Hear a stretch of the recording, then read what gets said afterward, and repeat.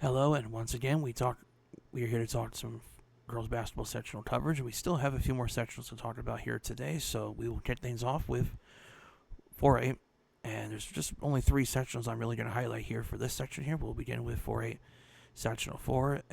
We're technically late on this one because there was one game that did play on Tuesday with Elkhart defeating Concord 40-34. So you'll notice Concord is on the screen here, but just keep in mind that Concord has already been eliminated. So it's just Elkhart, Warsaw, Northridge, and Goshen remaining. So Northridge and Goshen will face off at 6 o'clock tomorrow night, which will be Friday. And I'm not going to talk too much about this one. I mean, Northridge is a heavy favorite to win this one, no question about it. The game I'm probably more intrigued by is the second game here. That's Elkhart versus Warsaw. And historically, these two have met in the playoffs recently.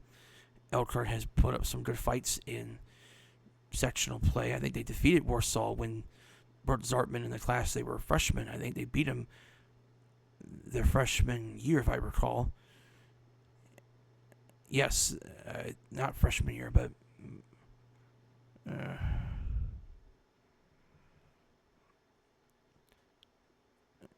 yeah, it would have been their freshman year. That's right. So it was 55-53 Elkhart back in 2023 when they eliminated them in sectional play.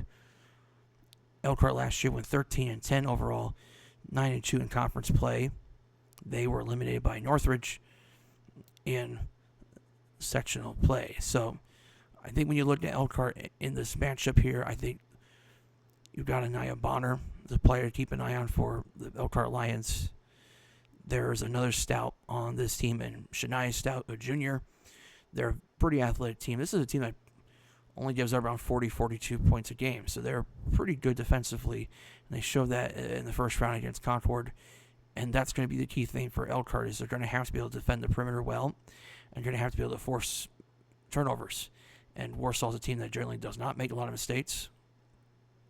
That's something to keep an eye on here tonight for Elkhart and Warsaw. And when you look at Warsaw, this is one of the highest scoring teams in all of Indiana. They're averaging well over 70 points per game. And some nights they've scored upwards of 100 points in games just because their offense is just prolific. I mean, you look at this team, they're shooting way over 50% from the floor, around 52%, and then they're shooting 42% from three. That's very reminiscent of what Norwell showed last year. And this is a team that got snake bitten last year by Northridge. In fact, they've had their issues with Northridge in the playoffs over the past few years, including last year where Northridge won in the final minute of the game. They beat them by a couple points last year in the first round of sectionals, which was seen as the sectional championship game, although Northridge had a pretty tough route to win their sectional last year and be able to make a run. Unfortunately, they fell short at the hands of Valparaiso. If I recall, last year in, I want to say it was regional play, they lost to Valpo. But when you look at this Warsaw team, Bert Zartman, Jocelyn Bricker, two 1,000-point scores on this team. Bricker is averaging 18 points per game. That's easily a career high for her. Shooting 57% from the floor, 39% from three. She has been a huge reason why Warsaw's having a historic season up to this point, just because it's been such a major turnaround for Jocelyn Bricker. I mean, she was averaging 16 points per game last year. It's not like that big of a turnaround, but she's having definitely her best statistical career, season, I should say, of her career up to this point, and then also 3 steals per game kind of dictates some of that as well. Brett Zartman averaging 19 points per game to lead everybody for the Warsaw Tigers, shooting 54% from the floor, 48% from three, just to tell you how impressive that number is. 92 made threes, 193 made threes attempts. She already set records for threes in a game, and most threes in a season, most threes in a career at Warsaw. She's got over 1,000 points in her career. So she's on pace to do a lot of different things over the next couple years, and she is committed to Miami, Ohio. Brooke Winchester, who came into the season with some Miss Indiana basketball hype going into the season, still playing pretty well here, averaging 12.9 points per game, 50% shooting, 39% from three. She's averaging 10.3 rebounds, so she's averaging double-double. And again, when you look at Brooke Winchester, she's a kid that can get you 24 points and get you around 18, 20 rebounds, and that type of player makes a huge difference for a team like Warsaw that primarily does really well shooting the basketball. You need to have a player like that that can space the floor and even get you some interior offense. Even a girl like Alexis Neely gets you 3.9 assists per game, be able to share the well and be able to establish what they want to be as a selfless, athletic basketball team. And so you have two drastically different styles of basketball that you're seeing here. Warsaw wants to be able to play at a high tempo offense. They want to be able to utilize their passing. They want to be able to utilize their vision and obviously be able to knock down some shots. And that's going to be the big concern for Elkhart as a team that doesn't really have that type of offense to match with. So for Elkhart to have a chance to win this game and to win the sectional, they are going to have to play really good defense on Friday. Northridge, when you look at this team, they did lose some pretty good players from last year, but still a talented team no less, with Lily Scholl, averaging 16 points per game. I was saying Ryland Goodwin, but I put Ryland Scholl for some odd reason. Ryland Goodwin is just behind Lily Scholl at 11.8 points per game. Cameron Conley at 9.8 points per game, a pretty good shooter on this Northridge team. But it's a young team kind of transitioning from last year to this year, so they're a little bit younger, not as experienced as last year. They're not quite as deep scoring-wise as they were a year ago, but they're still a pretty solid team. They're right around 20 wins on the season, so Warsaw is at somewhere around 21 wins, Northridge at 20 wins. So obviously they're two of the better teams coming into this sectional here. Northridge has had Warsaw's number recently. Warsaw has not won a girls basketball sectional since 2015. But I think right now, when you look at Warsaw, they're playing the best basketball we have seen from this group of players at Warsaw. I know Warsaw's had a lot of good teams over the years, even going as far back as the very first state tournament in 1976. But we have never seen this group of players have this type of dominant season at Warsaw. And we think as long as they play at the level we know they're capable of playing, I know they can't just show up. They have to obviously play the game and play well. But we think Warsaw has a pretty good chance of winning this sectional.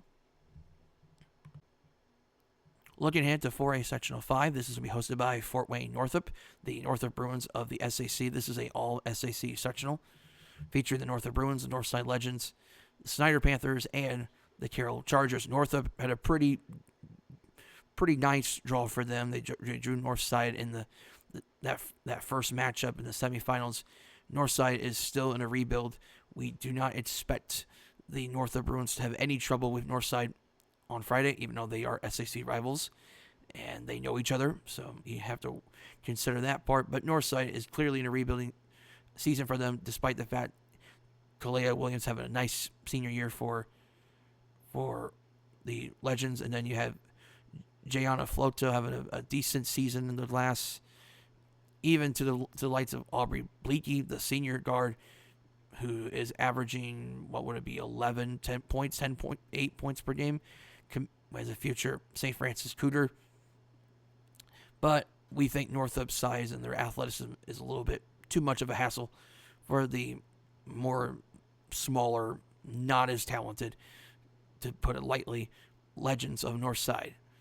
And I think with Northup, the big thing with them is their height. They're clearly a bigger team than Northside. The breakout season of Kayla Williams-Thomas is a huge showing here with her averaging 18.5 points per game on 49% shooting.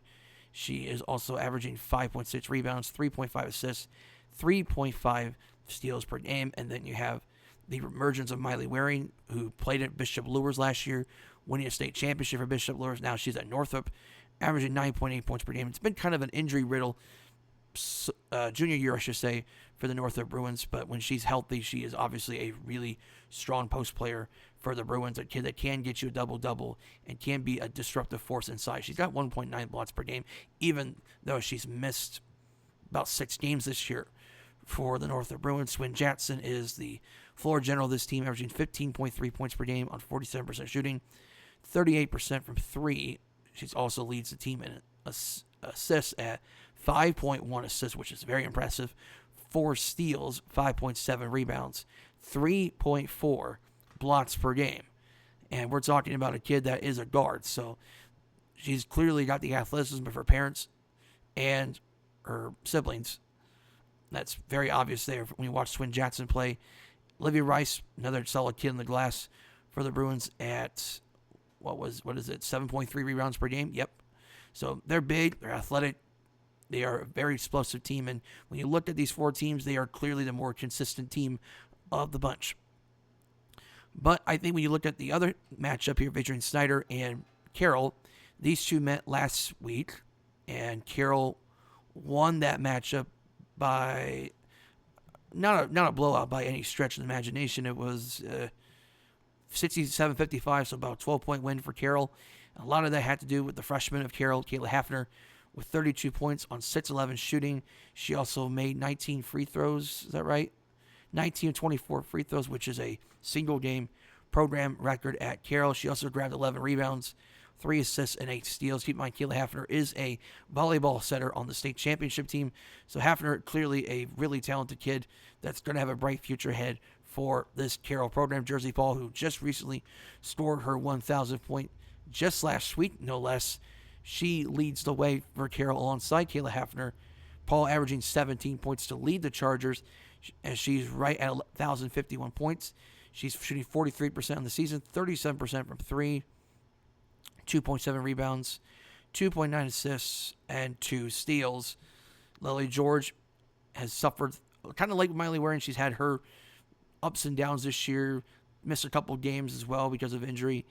But when Lily George is able to do what Lily George does inside and able to get involved, I think Lily George is a really good center for this Carroll team. And I think lately we're seeing some of what we saw from Lily George in the past before this season with this team. And I think Lily George, to me, is kind of the X factor for how far Carroll can go in the state tournament. And then even a kid like, well, say Ava Myers, for instance, I think is a kid that doesn't always show the numbers, but when Myers can hit her threes and she can get some steals as well, 1.2 steals per game, she can be a decent player from the wing position for Carroll. But clearly the depth of Carroll is going to be a question going into the sectional, even though I do think they're going to be slight favorites against Snyder in the first round. I don't think they're going to beat them the same way as they did the first time around. And that's kind of the tough thing about this matchup. So these two have met last Friday, so they've spent basically an entire week preparing these same two teams again. Carroll, Snyder, that sort of thing. Now Snyder did lose Jordan Poole from last year. Poole is now at Purdue, so this is a transition year for the Snyder Panthers, who lost Jordan Poole. They lost Nene Donahue on this team, Tina Fennessy on this team as well. Even though they still have Kyra Parker back this year, it's a completely different backcourt from last year. But they do have a nice freshman guard, or technically a wing, in Janaea Cooper, 15.2 points per game, 49% shooting, 31% from 3, 7.2 rebounds, 2 assists, 2.5 steals, and 1.3 blocks. Mind you, she's a freshman, and she leads them in most categories. So you know the future of Snyder is incredibly bright for them. And then they have another senior in Sanaya Sandlin at 59% shooting. Miley Hurst averages 2.3 assists per game, the sophomore point guard for Snyder. It's a team with some nice freshmen, nice sophomores coming in. They're raw in talent, but they clearly have potential. Even a kid like a Mackenzie Carter, I think, has some potential in the future for Snyder. And so you got pieces there for the long haul, but I do wonder if maybe Snyder, maybe just a little too young this year. And I think maybe a little too reliant on a Janaea Cooper, a little too reliant on a Kyra Parker with a three-point shooting. They just seem to lack that versatility that they had in the past. But I think the one thing they have going for them is the athleticism is still there. They're still a pretty selfless team, and they do play some decent defense for Snyder. But I think the size of Carroll with Lily George, I think the guard play of Jersey Paul and Kayla Hafner, I think are too much of a concern. Even if Snyder were to advance past Carroll, I think the incredible athleticism of Northup and just the post, I think, is a huge problem for Snyder. I think at the end of the day, I think Northup will be favored by a pretty good margin. Carroll, if it comes down to Carroll and Northup, I think it's a little bit of a closer game, just because I think the shot-making ability of Carroll might be able to neutralize a little bit of what Northup can do inside. And I think Carroll can defensively can at least contain the likes of a Swin Jackson or Caleb Williams Thomas to the point that a physical game could frustrate Northup a little bit. But if it's Snyder, I think Northup runs away with that one. Lastly, we're going to take a very brief look at 4A Sectional 6 hosted by Homestead. I'm going to make this one pretty short here because This sectional, unlike the previous two, are, let's just say it, there's nothing special in this sectional here. Homestead, I would consider a massive favorite over the rest of these teams. You look at Homestead, I mean, we talked about it in the past. Maya Epps, Gabby Helsam, Whitney Aikenbrook, Carly Mollerine, all part of this really, really good class of Homestead Spartans. This is a team that shoots around 40% from three. They average around 10 threes per game, but they can also play inside, and they can get to the glass and be able to score at a pretty high efficiency. So they are not just a one-dimension offense when it comes to this Homestead team. You got a freshman, excuse me, in Delaney Knoll that is a really solid floor general for this Homestead team. And I think the future for Delaney Knoll is very bright, considering she's playing alongside these really good players like Epps, A. Helmsome, and Aikenbrook. And even Liv Fry, even as a senior coming off the bench, Liv Fry shows some good moments off the bench, give you some good minutes, and play and get some good stops, be able to utilize the intangibles for a Liv Fry. But obviously, when we talk about Homestead, we talk about these really, really, really good juniors at Homestead. And again, Gabby Helsam averaging 19 points per game. Maya Epps, probably one of the best point guards in all of Indiana. Just what she does, it's very similar to an Addison Baxter. She doesn't have to be the miss everything for Homestead. She just has to be the best player on the floor because of her all-around game. So you got the Epps. You got Muller with your three-point shooting. Kendall McLaughlin can come off the bench. She can knock down some shots. Helsam, that three-level scoring ability that Helsam brings as a scorer, as a rebounder, as a shooter, someone that can feed the lower high post to her teammates. Ankerbrook with her defensive play and her ability to stretch the floor because of what she can bring as that really just that utility guard-like ability. And again, Whitney Ankerbrook can knock down shots as well. That's the big thing you're going to see with Homestead is this team knocks down a lot of threes, and they can make a lot of shots. This is a high-octane offense, but they play incredible defense. And when you're a team coached by Rob Parker, it's all about fundamentals. It's all about being physical. It's all about taking care of those little things. And I think that's why Homestead is so good every single year. Is the culture of this Homestead program is always top-notch. No offense to Wayne. They've had a nice year for the Generals, 12-10 on the season. But I think when you look at this Wayne team, clearly they're outmatched by the Homestead Spartans from a talent standpoint, from a size standpoint, from a physicality standpoint, just from an everything aspect for Wayne. They are clearly inferior to Homestead in all ways, shape and form.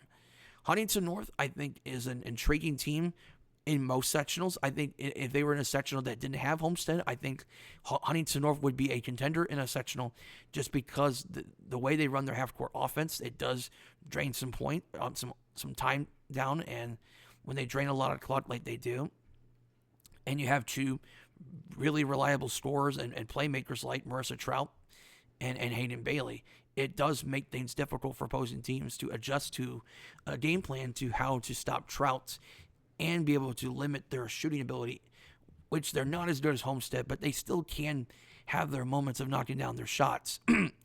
The big thing for Huntington North, I think, is a big concern on paper is I think their ball movement has been a little bit inconsistent this season. At times, they just seem to be kind of stagnant offensively.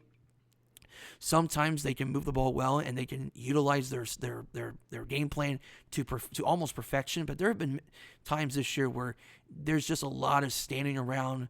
There's just a lot of just contesting shots that they don't need to take per se. And I think the other problem is, aside from a freshman like Lucy Wright, who is going to have a nice career at Huntington North. She's averaging around 9 points per game. She's got a nice future with this program. But I think beyond those three players, I think the depth of Huntington North really starts to take a hit beyond those three players. I mean, Faith Minnen's okay. She does a pretty decent job defensively. The other Bailey, not Hayden Bailey, but the other Bailey at Huntington North is intriguing in a way because she is a lot like Hayden Bailey. And I'm talking about Harper Bailey. She is pretty similar to her sister, but again, she's a little bit more raw in a way, and not fully developed yet as a shooter. but I think in time she could be an intriguing player in the next year or two. But I think the big thing for Huntington North is the three-way ability of Marissa Trout as a scorer, as a defender. Trout is also really good at being able to see the floor well, and Trout is tough. She's one of the tougher players on this team. She is going to be a player that gets you 2 or 3 steals a night, and they complement each other so well because of Bailey's ability to see the floor, Bailey's ability to knock down shots, but also Trout's dual threat ability to score in the post, but also can stretch it out when she has to. So the guard play, I think, for Huntington North is actually pretty decent for the most part. But I think the problem with this team is if it comes down to another kid having to step up for Huntington North, like a Grace Michael, who is a solid athlete at Huntington North, but perhaps not the better basketball player at Huntington North. Riley Wilson is intriguing in a way, but I don't know. But Riley Wilson really lacks that offensive capability that I think this team greatly needs when you're playing against a team like Homestead in a sectional. Faith Minton, like I said, good defensively, but I think her offense is a little bit hit and miss for her as well. So I think for Huntington North I think they should play for the sectional championship, all things considered. Southside is probably the worst team of the 4, but I think Huntington North will probably run into a buzzsaw with Homestead, and I think if it comes down to Homestead and Huntington North, I'm taking Homestead in this one. I just think Homestead's a bit deeper with this their all-around team. I think the size of Homestead is a concern. They're just a little too athletic, not just in the backcourt, but also even in the high post. I think Homestead just shows a little bit more explosive game to Homestead. I think the three-point shooting is far superior for Homestead. I think Helsum is a huge problem for Huntington North. They just don't have a player that matches up to Gabby Helsum in that particular situation. And I think when it boils down to it, like Homestead's got 4 other players that can knock down shots. They have you put a team with just Carly Mollering, Liv Fry, Whitney Ankenbrook, and Delaney Knoll. You're talking about a team that can be a starting lineup on any other team. The fact is, they're in this team with Maya Epps and Gabby Helsum. That, to me, is a nightmare for any team, and especially for Huntington North, who clearly lacks the depth you need to win a game against Homestead. The reason why Columbia City won against Homestead was because they had enough depth, not just on the offensive side, but even just their all-around play with their athleticism and their defense to be able to negate some of the things Homestead's good at. Huntington North, I just think there's a lot of question marks with Huntington North, and if they don't run their offense well and they commit too many turnovers, I think it's game over for Huntington North. I think Homestead wins this sectional easily.